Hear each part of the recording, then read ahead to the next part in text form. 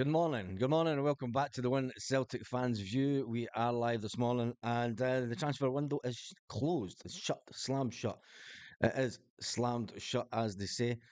And that's it. It's done. It's dusted. And what we're going to do now is we're going to talk about the players that came in over the last few, well, last couple of transfer windows.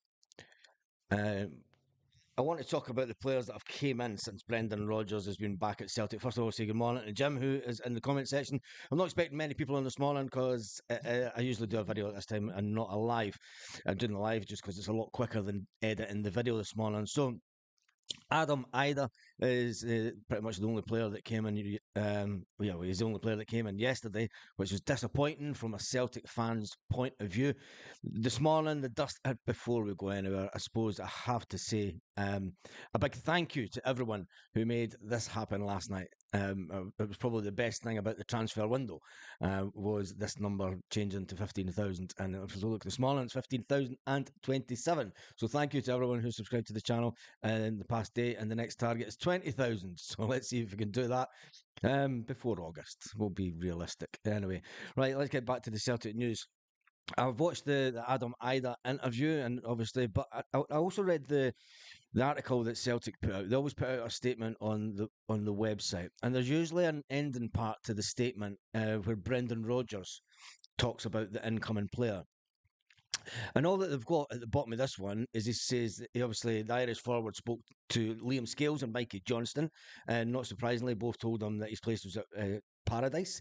I've spoken to both of them, and they spoke massively about the club. I'm quite close to Paddy Roberts.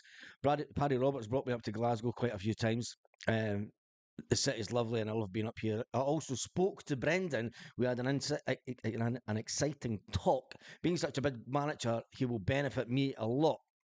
He will develop me. Develop me.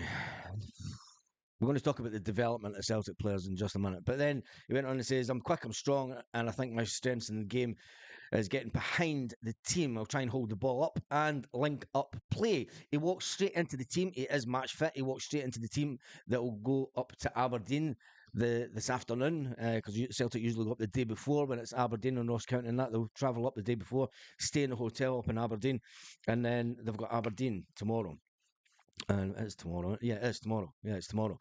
Um, he said he's anxious to get out there. I just want to score goals for the club and I want to get playing as soon as possible. I think Adam Ida might score this weekend. And if he does, it'll be absolutely fantastic, right? And everyone will get behind him. Everyone will get behind him. And that's the way that we'll do it. Is it an underwhelming transfer window? Well, you tell me, because what we're going to do now is we're going to talk about the players during this window that have came in and went out of Celtic, and there's been quite a big list of players that have left Celtic, and it's something that they've not really spoken about much. And obviously, we started off the window bringing in Nicholas Kuhn for 3 million for Rapid Vienna. So we've spent a big 3 million. I think that takes our spend to something like just over 20 million for this season under Brendan Rodgers.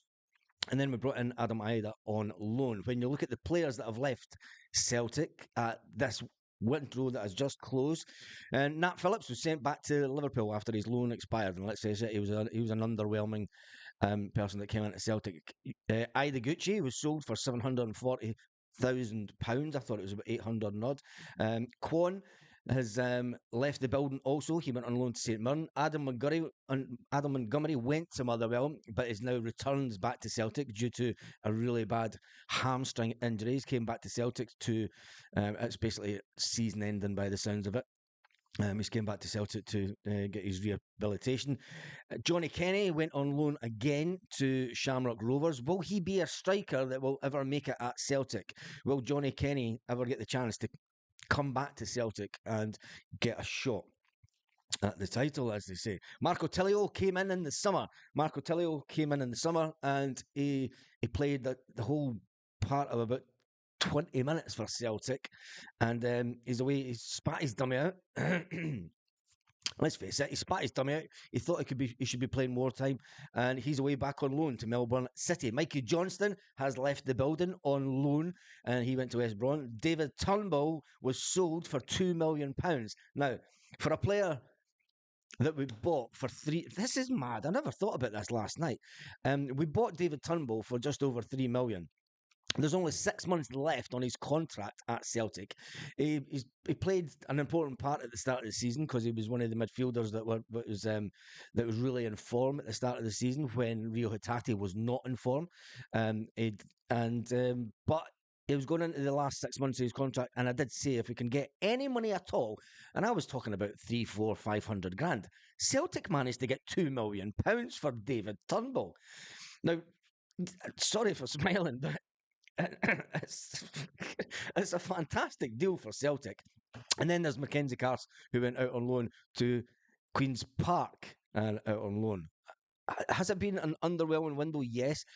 A lot of people said we needed to trim the fat. We needed to trim the fat. We needed to reduce the squad down. We did do that, but we didn't bring in Brendan Rodgers. We'll go back to what Brendan Rodgers said in November. Hopefully, we can bring in 2 or 3 quality signings. Now, people are saying that Adam Ida is totally minced, and let's just give him time on the park. Let's give him time on the park, and if he comes on against Aberdeen and scores the winner, I think people will change their minds. I'm going to reserve judgment on the lad. He's a young lad. He's Irish. His family are all Celtic fans, and he's absolutely buzzing to be here. He is buzzing to be here. So when you look at it, um, it's not been the best of windows. But let's look back to the summer. When you look back at the summer, it's been an unbelievable summer last year. And the reason we're talking about it because these were obviously not Brendan Rodgers signings. Tomoki Awata, where is Awata? He was brought in. It was an obligation to buy Awata last summer. It wasn't an option to buy. We had to buy. We had an obligation to buy Awata last summer. So he's been at Celtic for 2 seasons now, and he's done absolutely nothing. Thanks to Ange Postecoglou, he's another one that's came in that's done absolutely nothing at Celtic. Odin came in for 2.25 million. Marco Tilio came in for 2 million. Yang came in for 2 million. Kwon came in for 850,000. Big Rocky came in for 4 million. And Gustav Lagerbelke, how is he feeling this morning? How's big Gustav Lagerbelke? The dream that he's had as a young boy of playing in Italy was taken away from him due to the fact that Cameron Carter-Vickers is injured again. And then we brought in Lewis Palmer in the summer, Nat Phillips and Paulo Bernardo. Out of all those players that came in the summer, there's only 2 that has made a significant change to the team this season, and that's been the one and only Lewis Palmer and Paulo Bernardo. Lewis Palmer has waited on getting his time.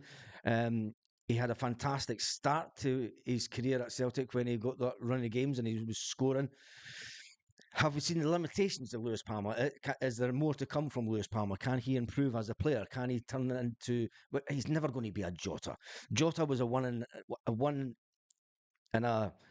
It's not a lifetime, but it's a one in a few years episode. Jota getting a player in of Jota standard and then selling him on for 25 million. The board would have been happy. When you look at players that went out in the summer, when we talk about Jota, there was Jota, Carl Starfelt, Aaron Moy. Sorrow, just remember him, Islamas.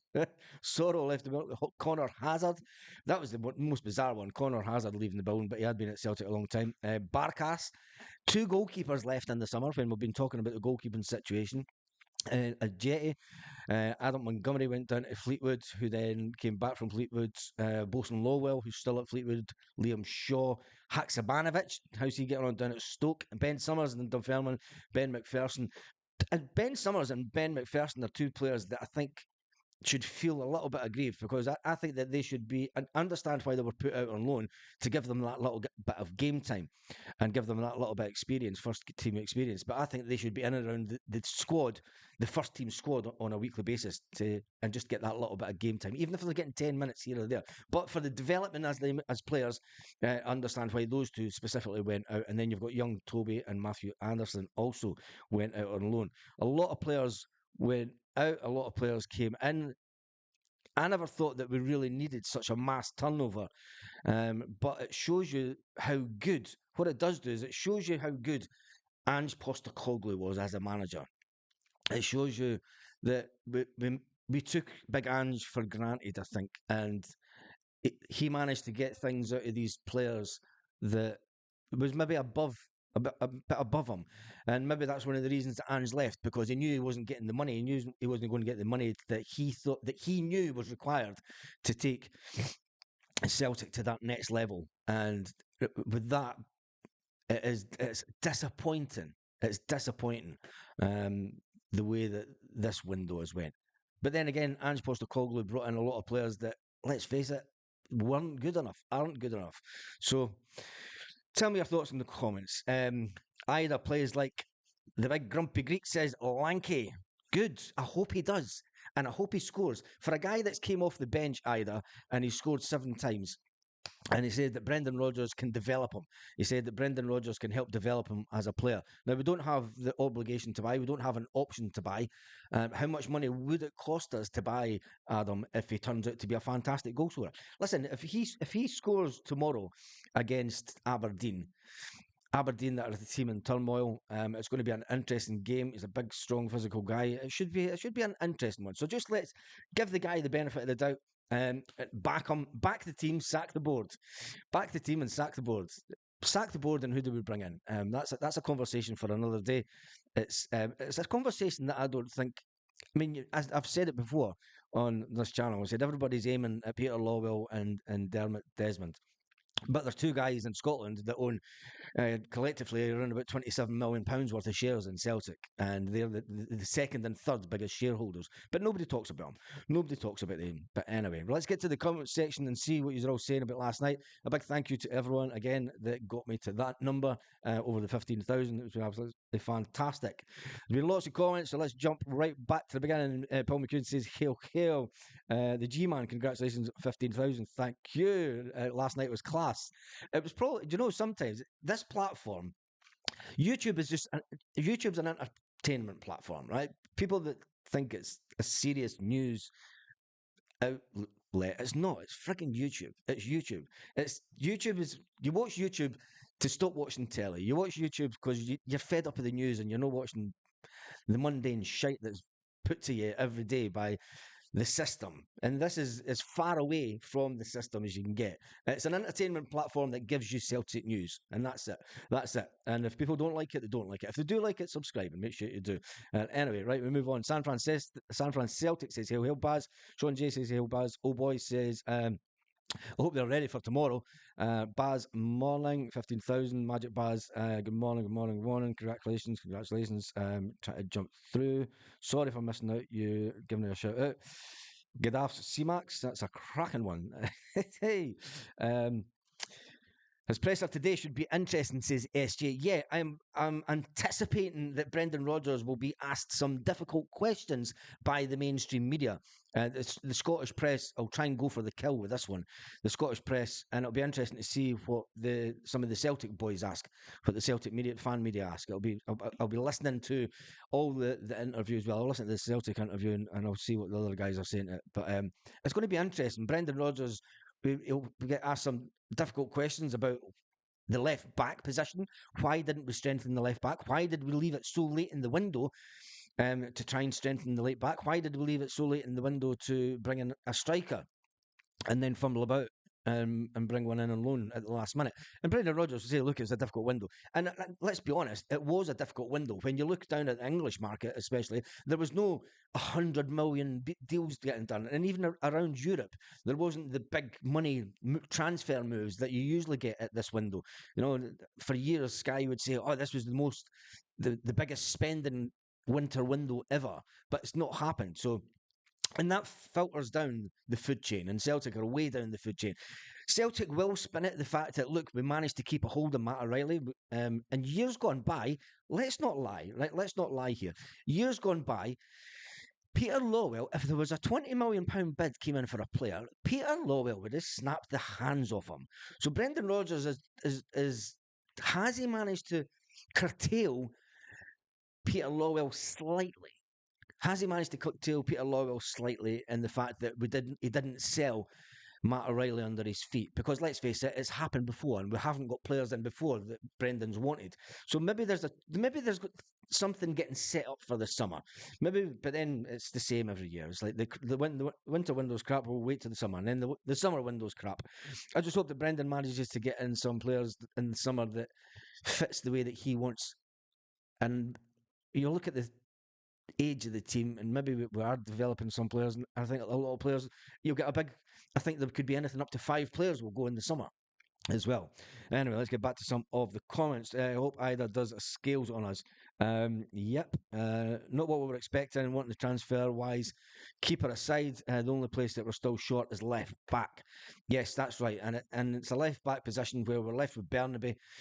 There's the young boy Frame. I think he might get some game time now, and I think he's an exciting prospect. And I've been an advocate. And if the young boy Frame does get his chance at Celtic, we can't complain because it's something I've been pushing for. If Brendan says, right, there's a few young guys in the squad that are on the peripheral of the squad, I'm going to give them a chance. We've got to trust the manager. We've got to trust the manager. You know, we are sitting with all that money in the bank, and we made 70k in the January window. There you go. And anyway, that would be brilliant, San Francisco Celtic. What was that? I've no idea what you're talking about. Lanky says we've came out a lot weaker, in my opinion. The board have done over Brendan. I wouldn't be surprised if he goes because I would do the same. Brendan Rodgers won't walk, and if I think he does, Celtic would be in absolute turmoil. Um, would they get another top level manager? Yes, they would. The fact that they're going, if they win the, nah, let's not even talk about that. Let's just get to the end of the season with manager intact and let the manager get his way this summer. Les says, as usual, I'll take the optimistic road. Understand the board. We've had enough to win the league. We have enough to win the league, but maybe 2 top players in the summer. That's the best that we can muster. We go back to last summer. I'm going to go back to last summer, and I'm going to go back to the Ange Postecoglou run. And all Celtic fans said, when we look at the squad, now we only needed 2 or 3 players of real top quality come in, and we've never done that. And it's shown the board that when you look at when you look at the players that have came and gone, it's shown you that some of the things that they've done over the last couple of years haven't worked because let's face it, of all the players that left in the summer, we got 25 million for Jota, we got 5 million for Carl Starfelt, and we got 150 for Sorrow, we got 150 for Hazard, and then that was about it. Do you know? When you look at the amount of players that left, I mean, Haksabanovic was a complete joke of a signing. We're all expecting better from him. Did Ange and did the board promise players things that they couldn't keep? Promises. Anyway, Rio Hatate learns a brutal Celtic injury, the extent of a torn calf. It's bad news for Brendan Rodgers that he walked off, he got limped. It's not good news if he's got a torn calf. He's going to be out for a while. So that does mean that Paulo Bernardo will get a big run in the team. And Nico Kuhn could maybe play in that position also just behind. But then again, we've brought in a number 9. Yes, Adam Ida has been given the number 9 shirt. He has been given the number 9 shirt. And it's going to be interesting. He's been capped 22 times for the Irish Republic. And he's completely excited to be here. The other Celtic news that's kicking about, everybody's going to say Turnbull. Turnbull left the building and said, I'm going to a big club. I just love it when they say that. They leave Celtic and they go, "Yeah, I'm coming to a big club." Fucking Jesus. Anyway, that is it for this morning. I hope you enjoyed the live last night. If you partaken in that live, it was absolutely amazing. Let's jump through some of the comments. My Rio can play football. And Lanky says, Ida thought we'd have got left back. Yep, injured. Where's the backup? Do we really need backup for that position? People will say that we do because we've sold Turnbull, but then we look at Odin and people like that that are sitting on the bench. If we can get a Water fit, if a Water can get fit, it gives us the opportunity to push Callum McGregor forward. And, Paulo Bernardo isn't doing too bad. People are saying he's a bit laboured. Tomorrow's a big game. Tomorrow's a big game for Paulo Bernardo. Paulo Bernardo will understand that. I mean, Aberdeen away. Aberdeen away is always a hard game. We never win 4 or 5-0 up there. It's always a tight game. It's always a tight game, and they'll have their usual three-quarter empty stadium, and it'll be interesting to see how much they fill the stadium tomorrow, um, because they give Celtic even less. I'm doing a live tonight. I don't usually do a live on a Friday, but I might do this evening. I might do this evening. Just keep an eye on the channel, Martin. Uh, there's not usually a lot of people around on a Friday night because and I'm away out today, so I should be back in time. Yeah, but anyway, that's it. How long have we been on this one for? Because it was just a quick one, rather than doing an actual video and editing it and doing all the rest of it. A big thank you to everyone that subscribed. It has gone up this morning again. We're at 15,028. That was amazing. I kind of hoped we were going to do it before Valentine's Day, but the fact that we managed to do that number last night was absolutely amazing. And thank you to everyone that has subscribed. It was a little bit emotional last night. It was good. Anyway, on that note, have a fantastic day, Celtic fans. I might do a live for about half an hour tonight. If I do it, say around about 6:30. We'll see. 6 or half 6, we'll see. Anyway, on that note, have a fantastic day, Celtic fans, all around the world.